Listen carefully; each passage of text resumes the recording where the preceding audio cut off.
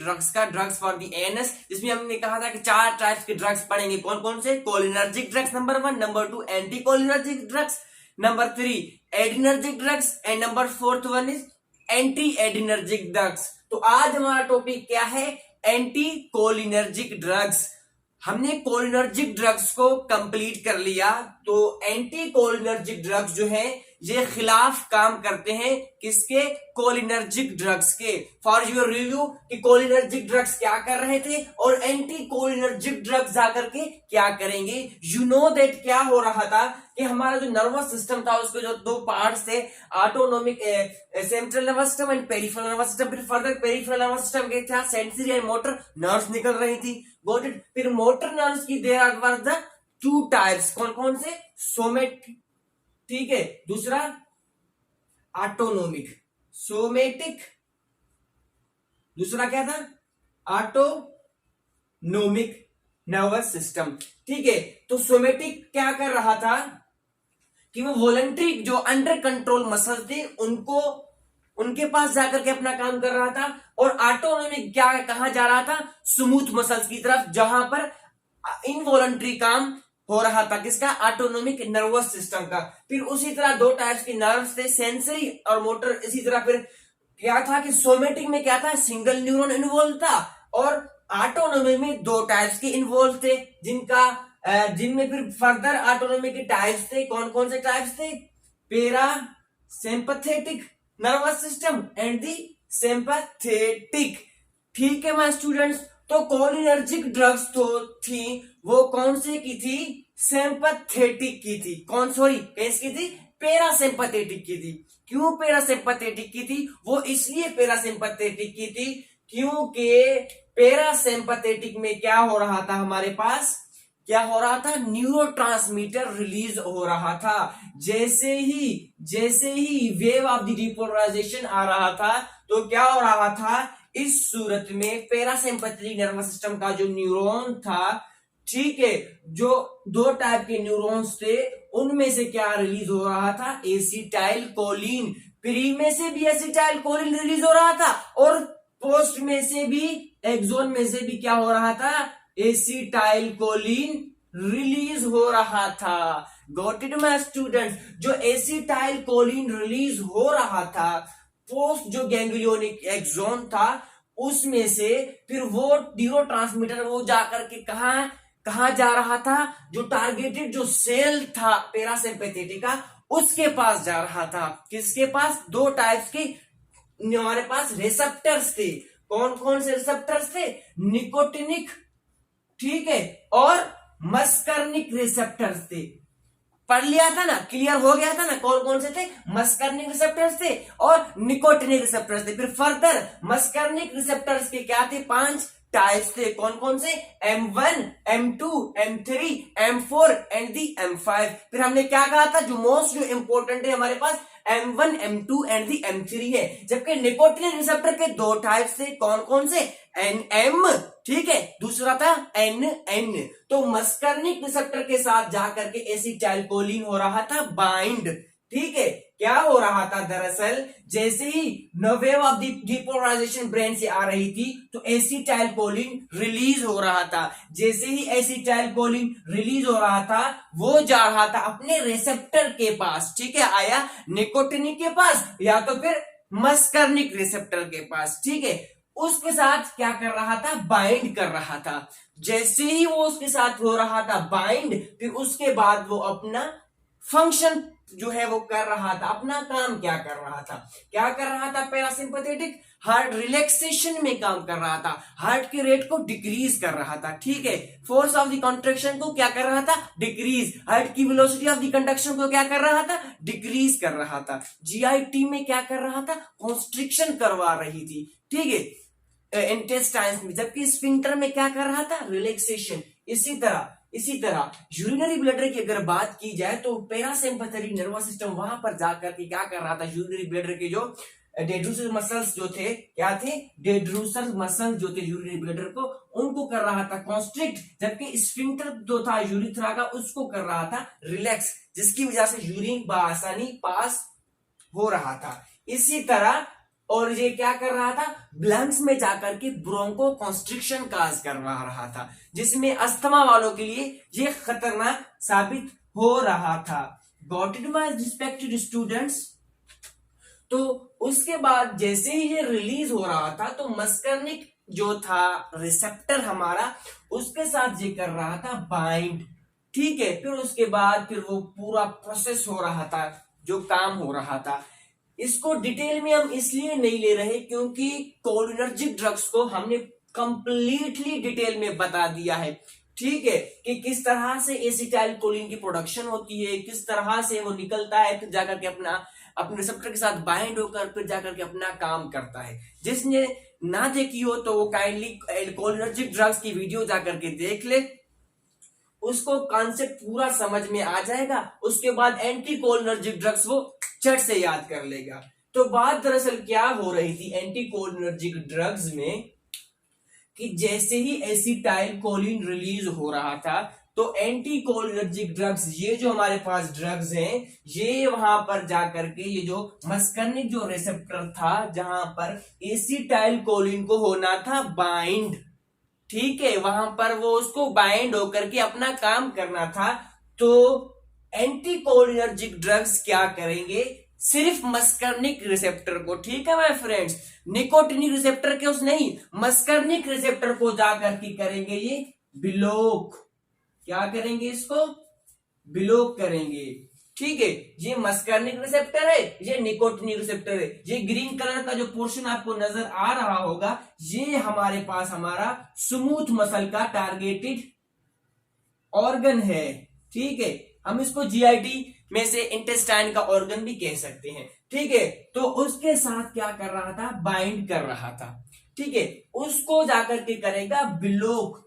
जैसे ही acetyl choline release होगा post जो गैंग्लियोनिक एक्सोन था उसमें से, तो ये मस्कर्निक रिसेप्टर के साथ बाइंड नहीं कर पाएगा, जबकि क्या होगा कि टारगेटेड ऑर्गन और एक्सोन के बीच में वहां पर पड़ा रहेगा कुछ मुद्दत के लिए।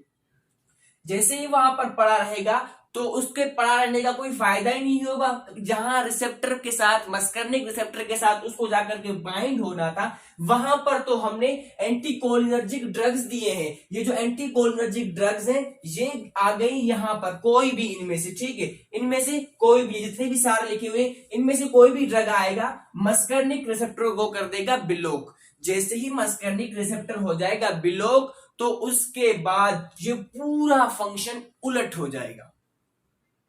वो कैसे, वो दरअसल यूं कि पैरासिम्पैथेटिक नर्वस सिस्टम में जो एसिटाइल कोलिन अपना पूरा काम सरंजाम दे रहा था, जिसमें हार्ट में स्मूथ मसल्स में से, जिसमें हमारे पास जीआईटी में, यूरिनरी ब्लैडर में, सेलेवा की प्रोडक्शन करने में, इन सबको क्या करेगा, इन सबका क्या करेगा, वो उलट कर देगा। ठीक है, क्या करेगा, इन सबका उलट कर देगा। लेट्स सपोज अगरचे क्या होता है कि ये एंटी कोलिनर्जिक जो ड्रग्स है, अच्छा उनसे पहले हम ये ड्रग्स तो देखें कि आया ये एंटी कोलिनर्जिक ड्रग्स कौन से हैं जो जाकर के मस्कर्निक रिसेप्टर को कर रहे हैं ब्लॉक। सो स्टूडेंट्स, पहले हम फार्माकोलॉजी पढ़ेंगे, ये ड्रग्स के नाम अपने फिंगर टिप्स पर याद कर लेंगे झट से, फिर उसके बाद अपने हम मैकेनिज्म ऑफ द एक्शन पर आएंगे कि ये किस तरह से अपना एक्शन करेंगे। सो रिस्पेक्टेड स्टूडेंट्स, दरअसल बात ये है कि एंटी कोलिनर्जिक ड्रग्स को 3 टाइप्स में किया गया है कैटेगराइज। कौन कौन से में, नंबर 1 है हमारे पास नेचुरल अल्कलॉइड्स में, गॉट इट। नंबर 2 हमारे पास सेमी सिंथेटिक डेरिवेटिव्स में, और 3rd नंबर है हमारे पास सिंथेटिक कंपाउंड्स में। Got it my respected students. उसके बाद जो हमारे पास ड्रग्स हैं नेचुरल, अगर अल्कलॉइड्स की बात करें तो हमारे पास 3 मोस्ट इंपोर्टेंट ड्रग्स आती हैं। कौन कौन सी 3 मोस्ट इंपोर्टेंट ड्रग्स आती है हमारे पास नेचुरल अल्कलॉइड्स में? नंबर 1 एट्रोपाइन, नंबर 2 हायोसाइन, नंबर 3 हमारे पास कौन सा है, स्कोपोलामाइन। ठीक है, 3 ड्रग्स हमारे पास नेचुरल अल्कलॉइड्स में जो मोस्ट इंपोर्टेंट और ज्यादा इस्तेमाल होती है, कौन कौन से हैं? Number 1 atropine, number 2 हायोसाइन। नंबर 3 हमारे पास क्या है, उसको बोला माइन। और इसी तरह सेमी सिंथेटिक जो डेरिवेटिव्स है हमारे पास, उनमें जो मोस्ट इंपोर्टेंट ड्रग्स हमारे पास दिए गए हैं, उनके अगर नाम हम देखें तो नंबर 1 है हमारे पास एट्रोपाइन मिथोनीट्रेट। एट्रोपाइन मिथोनीट्रेट इसके आगे लगा दो। नंबर 2 है हमारे पास होमाट्रोपाइन। क्या, होमाट्रोपाइन। थर्ड नंबर पे हमारे पास क्या है, उसी तरह हायोसिन। नंबर आगे इसको क्या है, ब्यूटाइल ब्रोमाइड बीबी, हायोसिन बीबी। और इसी तरह इंफ्राट्रोपियम बीआर, ट्रोयोट्रोपियम बीआर। ये हमारे पास सिंथेटिक डेरिवेटिव्स हैं। और अगर हम semi synthetic compound, synthetic compounds की बात करें तो सिंथेटिक कंपाउंड्स को फर्दर 4 टाइप में किया गया है कैटेगराइज। कौन कौन से कैटेगरीज में कैटेगराइज किया गया सिंथेटिक कंपाउंड्स को? Number 1 anti secretory. किसमें? Anti secretory. जो सेक्रेशंस होती हैं ग्लैंड्स में से, सैलिवरी ग्लैंड्स या दूसरे ग्लैंड्स में से, तो ये एंटी होंगे, उनको वहां से सीक्रेशंस होने नहीं देंगे।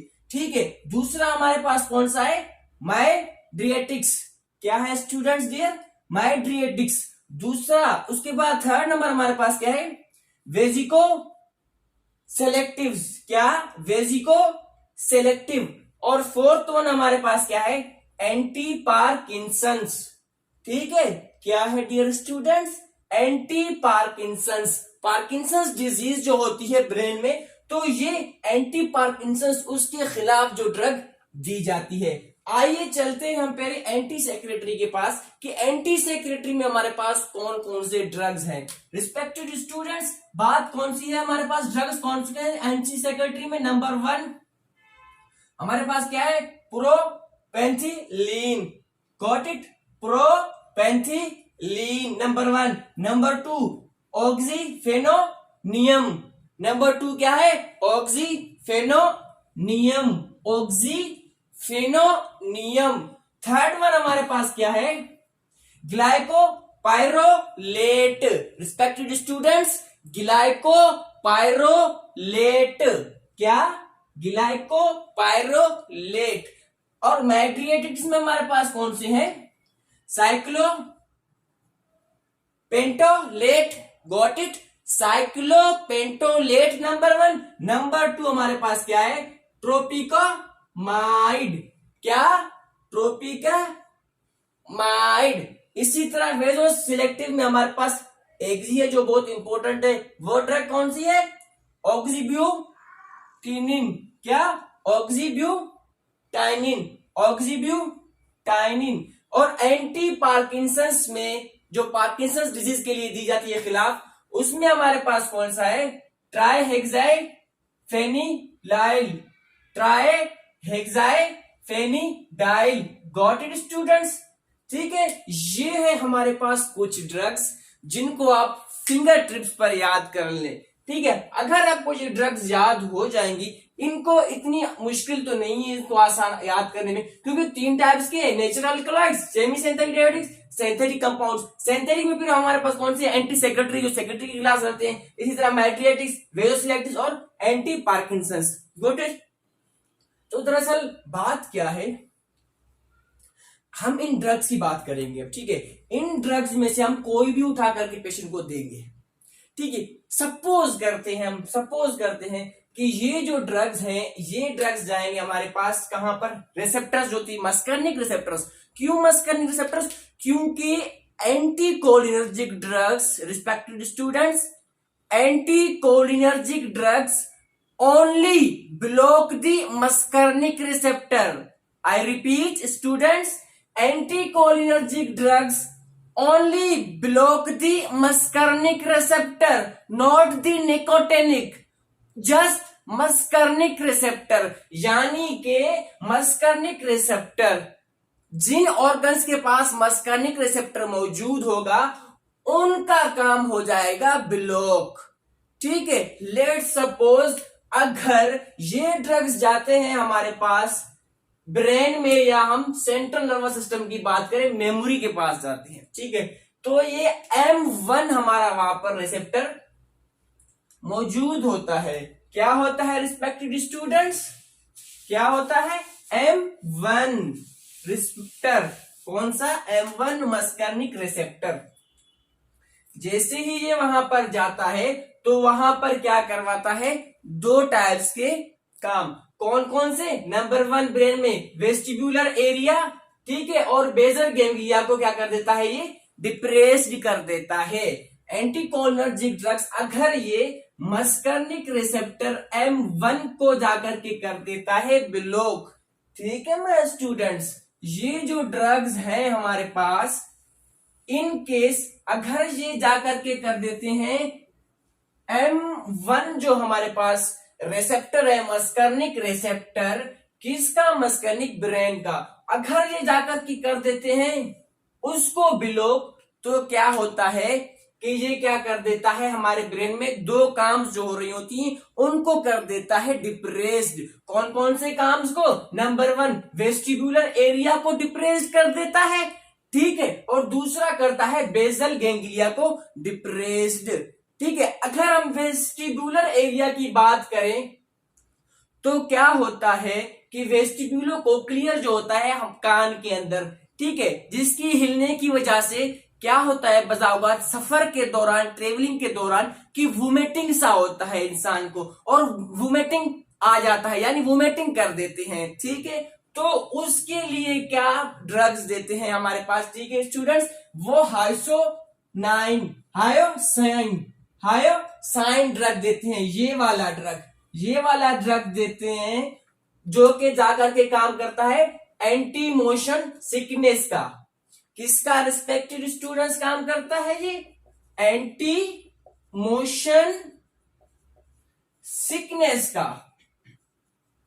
Got it? जिसको सफर में वोमिटिंग जो आ रही होती है वेस्टिब्यूलर कोक्लियर हिलने की वजह से, वो जो मोशन जो था उसको एंटी मोशन सिकनेस का ड्रग दिया जाता है, जिसको जो कि ज्यादातर पर हायोसिन ड्रग दी जाती है। फिर वो जाकर के अपना काम करता है, ठीक है, क्या करता है? M1 को कर देता है ब्लॉक। जैसे ही ये मस्कर्निक रिसेप्टर ब्लॉक हो जाता है तो उसके बाद वो काम होता ही नहीं है, जिसके वजह से फिर वो वोमिटिंग नहीं आती, ठीक है मेरे स्टूडेंट्स।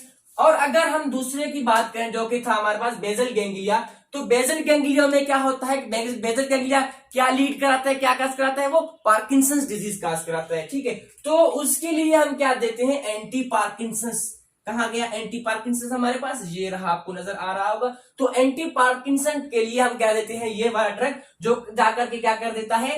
M1 जो रिसेप्टर था इसको कर देता है रिस्पेक्टेड स्टूडेंट्स ब्लॉक, ठीक है, इसको कर देता है ब्लॉक, जिसकी वजह से फिर वो फंक्शन फर्दर जो मतलब एंटी जो पार्किंसंस डिजीज था उसके खिलाफ जाकर के ये एंटी जाकर के अपना काम करता है। उसके बाद हमारे पास रिसेप्टर कौन सा है?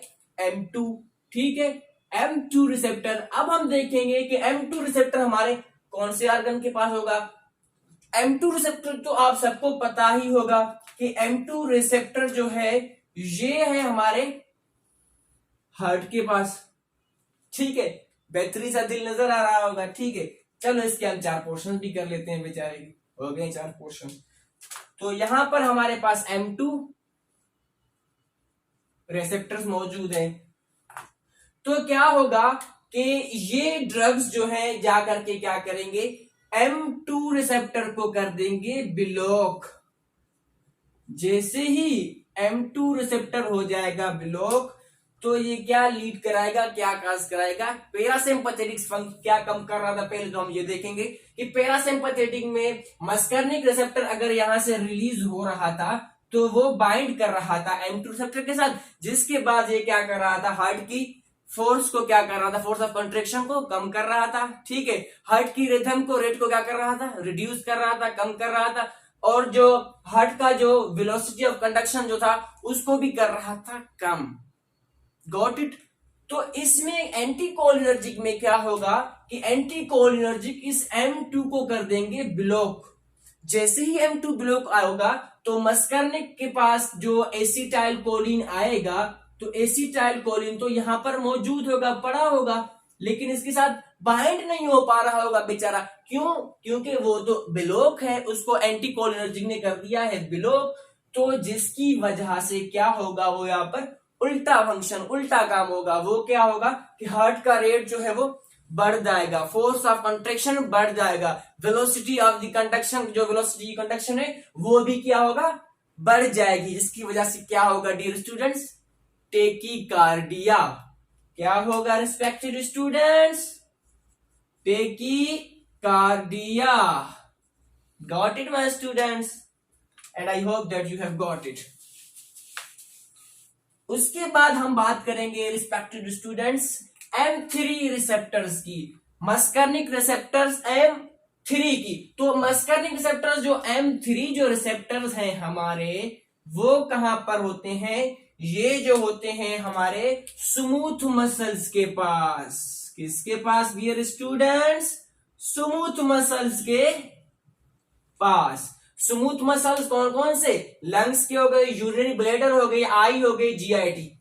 ठीक है, पहले हम बात करेंगे जीआईटी की, उसके बाद आएंगे लंग्स पर, फिर यूरिनरी ब्लैडर पर, फिर आएंगे हम ग्लैंड्स पर भी, आई पर भी। तो होता दरअसल क्या है, ये जो आपको नजर आ रहा होगा,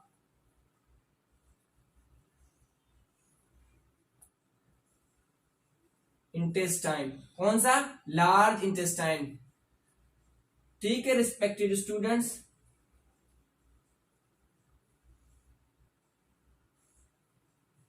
ठीक है। अच्छा, एसिटाइल कोलिन क्या काम कर रहा था? यहां पर मौजूद थे M3 मस्कर्निक रिसेप्टर्स, ठीक है, और स्फिंक्टर्स के पास भी जो थे M3 मस्कर्निक रिसेप्टर्स थे। तो एसिटाइल कोलिन क्या काम कर रहा था कि एसिटाइल कोलिन इंटेस्टाइन्स की कॉन्स्ट्रिक्शन करवा रहा था, जिसकी वजह से पेरिस्टाल्सिस मूवमेंट जो है वो अक्कर हो रहा था, जो कि डाइजेशन में हेल्प कर रहा था। ठीक है, उसके बाद M3 रिसेप्टर्स को कर जो थे हमारे स्फिंक्टर के M3 जो रिसेप्टर्स थे, वो उनको कर रहा था रिलैक्स। जैसे ही ये रिलैक्स हो रहे थे, इसकी रिलैक्स होने की वजह से स्टूल जो है वो बॉडी से पास आउट हो रहा था। ठीक है, अब इसमें क्या होगा कि इसमें होगा उल्टा फंक्शन, उल्टा काम। क्या उल्टा काम? कि एंटीकोलिनर्जिक जो है वो इन रिसेप्टर्स को कर देंगे ब्लॉक। जैसे ही एंटीकोलिनर्जिक को ब्लॉक कर देंगे तो एसिटाइल कोलिन तो यहां पर मौजूद तो होगा ही, लेकिन वो अपना काम नहीं कर पाएगा। तो जब ये काम नहीं करेगा तो इस सूरत में क्या होगा कि यहां पर जो कॉन्स्ट्रिक्शन हो रही थी, ये मसल्स हो जाएंगे रिलैक्स। ठीक है, जब ये रिलैक्स होंगे और स्फिंक्टर्स मसल्स क्या होंगे, ये हो जाएंगे कॉन्ट्रैक्ट। ठीक है, जैसे ही ये कॉन्ट्रैक्ट होंगे तो ये क्या काज कराएंगे? ये काज कराएंगे कॉन्स्टिपेशन को। किसको रिस्पेक्टेड स्टूडेंट्स? कॉन्स्टिपेशन काज कराएंगे। इनका साइड इफेक्ट क्या आएगा? कॉन्स्टिपेशन। और अगर इनकी यूजेस की बात करें तो ये किस जगह पर हमें यूज होंगे? जीआईटी में काम आएंगी, डायरिया के खिलाफ काम आएंगी। किसकी? Anti diarrhoeal. एंटी डायरियल क्यों काम आएंगी? क्यों डायरिया के लिए क्यों देंगे? जैसे ही जो डायरिया होगा तो ये रिलैक्स होंगे, तो डायरिया ज्यादा नहीं होगा, मोशंस नहीं लगेंगे और ये कॉन्ट्रैक्ट हो जाएगा स्फिंक्टर, जिसकी वजह से डायरिया ज्यादा, डिहाइड्रेशन फिर बॉडी से नहीं होगी। दूसरी अगर हम बात करें मस्कर्निक रिसेप्टर की, M3 की, तो M3 जो रिसेप्टर्स हैं दूसरे, वो मौजूद है हमारे यूरिनरी ब्लैडर के पास। ठीक है, ये जो यूरिनरी ब्लैडर जो है हमारा, इसके ऊपर डेंड्रूसर मसल्स जो होते हैं, ठीक है, डेंड्रूसर मसल्स, और ये यूरिथ्रा का हो गया स्फिंक्टर। दरअसल एसिटाइल कोलिन क्या काम कर रहा था? एसिटाइल कोलिन आकर के इन डेंड्रूसर मसल्स को कर रहा था कॉन्ट्रैक्ट और स्फिंक्टर को कर रहा था रिलैक्स। ठीक है, अब तो यहां पर एसिटाइल कोलिन मौजूद है, लेकिन एंटीकोलिनर्जिक ड्रग ने तो इनको कर दिया ब्लॉक।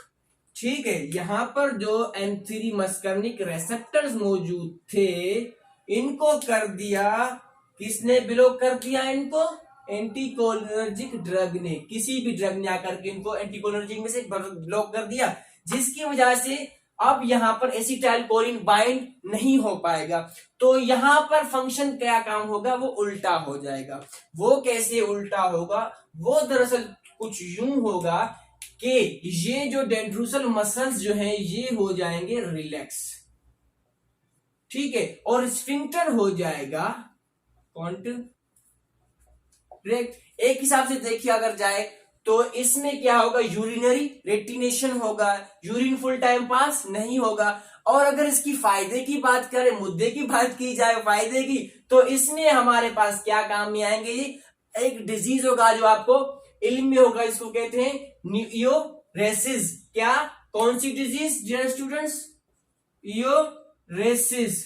इयोरेसिस में क्या होता है कि इयोरेसिस में जब बच्चे जो 6 साल के होते हैं तो 6 साल से पहले यूरिन वो पास करते हैं, क्यों, वो इसलिए क्योंकि उनके जो स्फिंक्टर्स होते हैं वो अच्छे तरीके से डेवलप नहीं होते। जैसे 6 साल के बाद, 6 इयर्स के बाद एज बढ़ जाती है तो क्या होता है, एक बीमारी होती है जो बिस्तर पर जो है वो क्या कहते हैं, जिसको कहते हैं बेड वेटिंग, ठीक है।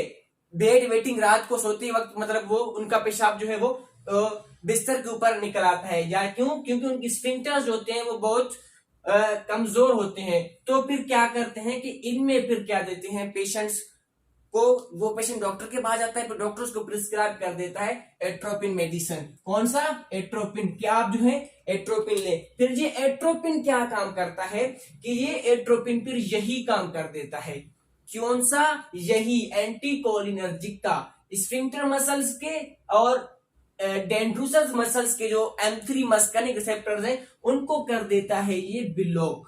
जैसे ही एट्रोपिन इनको कर देता है ब्लॉक, तो क्या होता है कि इयोरेसिस जो डिजीज है फिर वो ट्रीट होता है, जिसकी वजह से स्फिंक्टर मसल्स जो है फिर वो क्या होते हैं,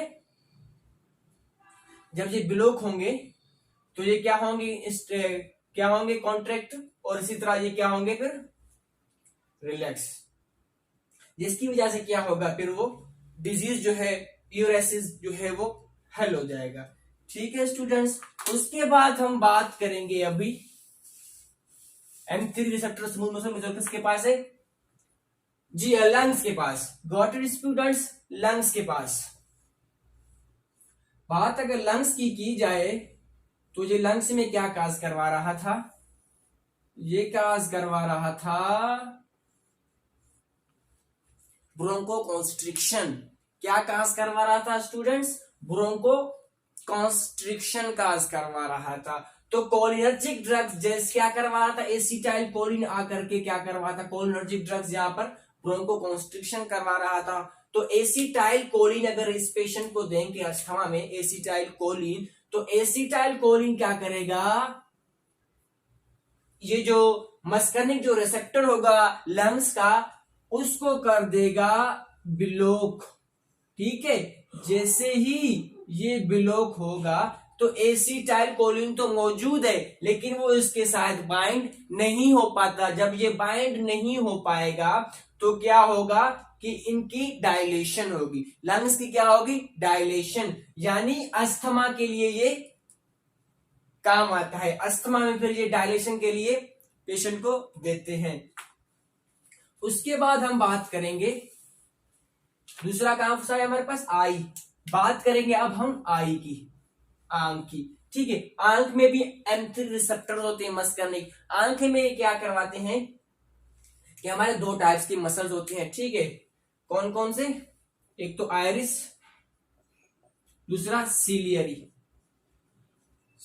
मसल्स, ठीक है। आयरिस मसल्स फिर हमारे पास दो टाइप के काम करते हैं। जैसे क्या करते हैं हमारे पास, स्फिंक्टर प्यूपिली, ठीक है। दूसरा क्या करते हैं, डायलेटर प्यूपिली, यानी कुछ मसल जो है प्यूपिल को कर देते हैं बिल्कुल नैरो और दूसरे जो कर देते हैं प्यूपिल को डायलेट, जिसकी वजह से क्या होता है, मियासिस, ठीक है। जैसे ही आयरिस जो है मसल्स जो है स्फिंक्टर मसल्स M3 जो मस्कानिक रिसेप्टर जो है, जैसे ही ये स्फिंक्टर मसल्स जो है आई की प्यूपिल को क्या करेंगे, कॉन्ट्रैक्ट करेंगे, ठीक है। Look at here students, look at here, ये हो गया प्यूपिल, ठीक है। ये हो गए मसल्स दो टाइप्स के। ठीक है स्टूडेंट्स,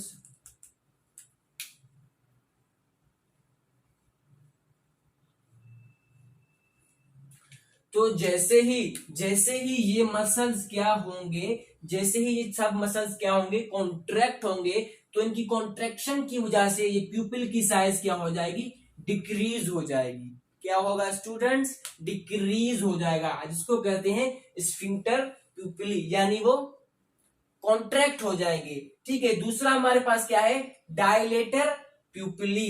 दूसरा ये जो मसल्स हैं डायलेटर प्यूपिली, जब ये कॉन्ट्रैक्ट होते हैं तो प्यूपिल क्या होता है, और भी फिर क्या होता है, जब ये सारे ही मसल जो है वो कॉन्ट्रैक्ट होते हैं तो ऑब्वियसली जैसे ये यूं कॉन्ट्रैक्ट होते रहेंगे तो प्यूपिल की साइज और भी डायलेट होगी।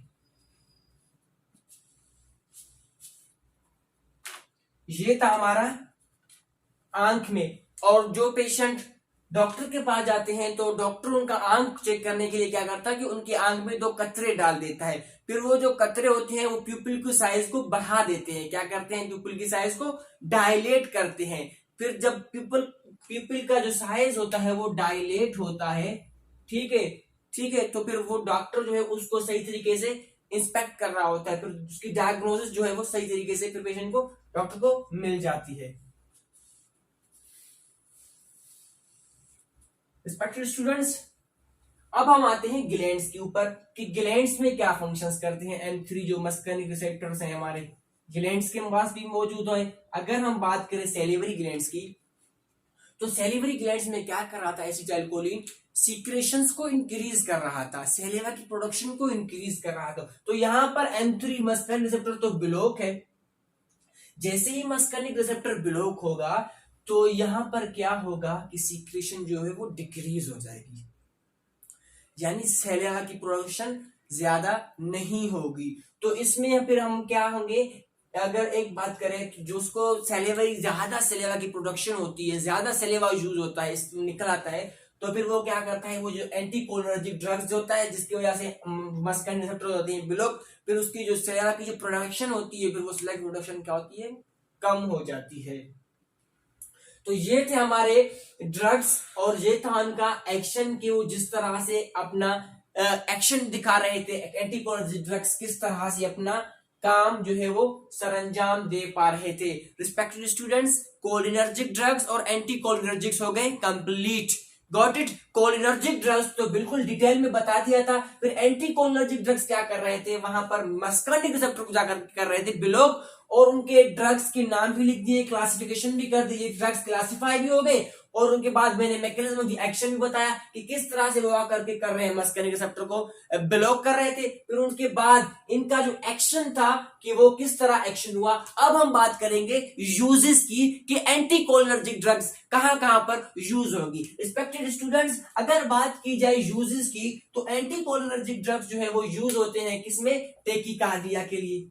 ठीक है स्टूडेंट्स, किसके लिए, टेकीकार्डिया के लिए। क्यों, क्योंकि हार्ट की रेट को, फोर्स ऑफ कंट्रैक्शन को, वेलोसिटी कंडक्शन को क्या कर रहे थे हम, ये इंक्रीज कर रहे थे। ठीक है, तो दूसरी अगर बात करें तो सैलिवा इसको ज्यादा होता है, सैलिवा की प्रोडक्शन ज्यादा होती है, तो उनको कम करने के लिए इस्तेमाल की जाती है। ठीक है, उसके बाद अगर बात करी जाए ब्रोंकाई की, तो ये किसमें, अस्थमा में यूज की जाती है, किसमें, अस्थमा में। अस्थमा में देंगे तो डायलेट हो जाएगी।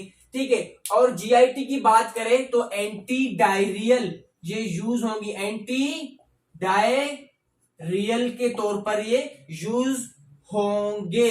और अगर बात करें हम यूरिनरी ब्लैडर की, ठीक है, तो एट्रोपिन क्या काम कर रहा था कि कौन सा जो बीमारी था हमारे पास, इयोरेसिस के लिए।